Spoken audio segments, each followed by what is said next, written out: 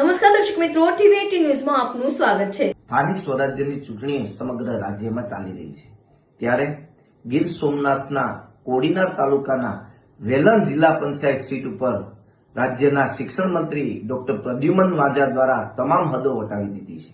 હું એટલા માટે કહું છું કે હદો વટાવી દીધી કે આજે ડોક્ટર પ્રદ્યુમન વાજા દ્વારા ત્યાંના નાના નાના બાળકો અને સ્કૂલના વિદ્યાર્થીઓને ભારતીય જનતા પાર્ટીના પ્રચાર અર્થે ઉપયોગ કરવાનું કામ થયું છે।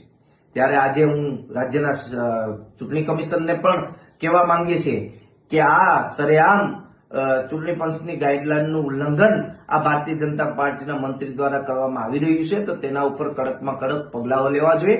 અને કોડીનારના ભારતીય જનતા પાર્ટીના આગેવાનોને પણ પૂછવા માંગીએ છીએ કે શું તમારી પાસે હવે પ્રચાર કરવા માટે કાર્યકર્તાઓ રહ્યા નથી કે તમારે આ માસૂમ બાળકોનું શિક્ષણ કાર્ય બગાડી અને તેને પ્રચાર અર્થે બહાર કાઢવામાં આવે છે।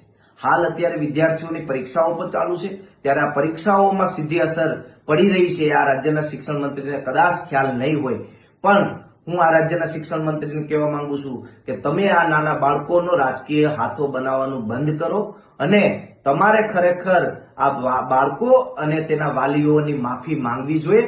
જો નહીં માંગો કે ચૂંટણી પંચ આમાં કોઈ પ્રકારના પગલા નહીં લે તો આવનારા દિવસોમાં સમગ્ર ગુજરાતમાં શિક્ષણ મંત્રીનો વિરોધ એનએસયુઆઈ દ્વારા કરવામાં આવશે।